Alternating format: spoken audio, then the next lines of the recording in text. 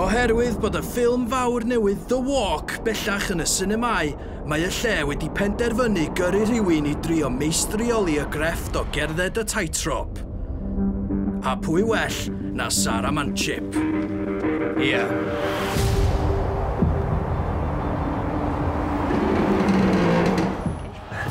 I'm trying not to.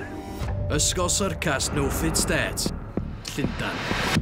Sa'n becso am wneud hwn, rili. Fi'n rili cyffroes I wneud, ond does dim problemau dy fi dy achderau, ond sa'n gwybod, sa'n really flexible, so sa'n gwybod os allai'n mynd lan yn iawn. But byddai'n rhoi go I fi. They're ready? Okay. Hang on. Naci, dim pun oedd hwnna, ond dim tightrope di hwnna chwaith. Mae'r ymarfer yma ar y trapeze I fod I brofi cryfder a hyblygryd, Sarah. Ond yn anffodus, mae'n dipyn llai ffit na mae'n edrych. O'r diwedd, mae'r cyn Miss Wales yn dechrau ennill hyder ac yn edrych fel ei bod hi'n barod I wneud y cam nesa a stopio actio fel bwdgi. Oh, oedd hwnna'n eitha easy, actually. Lean back. You're good. Ac mi allwch chi gyd adra drio hyn yn eich cae swings lleol rwan. So be, fi mas o anadl. Mae'n rhaid fi dechrau wneud weights. Gosh, mae lot o parch dy fi bobl sy'n wneud o'n like, full time. Fi jyst yn gweithio yn Subway yn torri sandwiches a stuff. Ia, dim ond y cyflwynwyr gorau da ni'n gael yma ar y lle. Mae ffilm newydd Robert Zemeckis wedi selio ar gamp y Ffrancwr Philippe Petit yn y 70au wrth iddo groesi rhwng y Twin Towers. Does na ddim footage o'r digwyddiad I hun gan fod y boi camera ar y diwrnod yn rhy nacyd. Dyma lle mae Hollywood yn dod fewn. A dyma lle mae budget S4C yn dod mewn. Nesaf, fi'n gyffyn wneud tightrope. Fi'n really becso am wneud y tightrope, achos fi ffili balance o. So we're going to start by learning how to do a tight wire jumping jack, which is standing on one foot. You point the other toe. Mi fydd yr ymarfer yma yn gyfarwydd iawn I bobl ardal Blaena, neu unrhyw un arall sydd wedi cael ei dal yn yfad a gyrru. Is that our hips are square with our shoulders. So if you bend your knee a little bit. So be, mae hwn yn really galed. You can do it. From the get-go, we need to get rid of that attitude.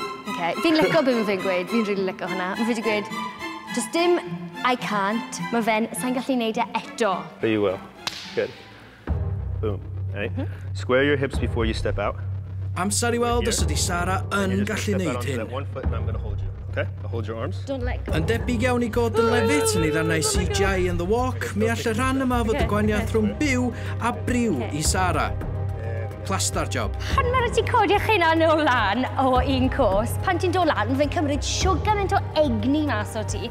Mae fe literally yn teimlo fel bod ti'n cael pwp.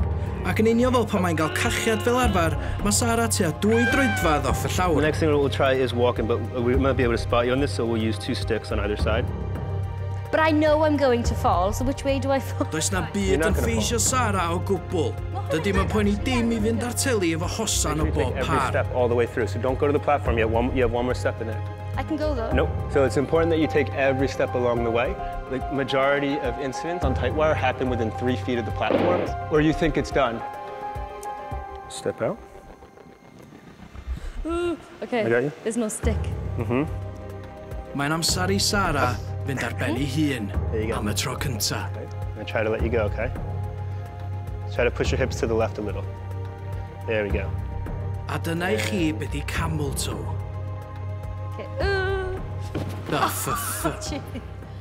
Mae fe'n teimlo'n rili uchel pan ti'n anam, pan ti'n edrych yn ys, so fe'n edrych yn uchel. Mae fe mor galed I balance o. So fe just yn physical workout. Mae fe rhywbeth meddyliol hefyd. You guys are fantastic. So, thank you.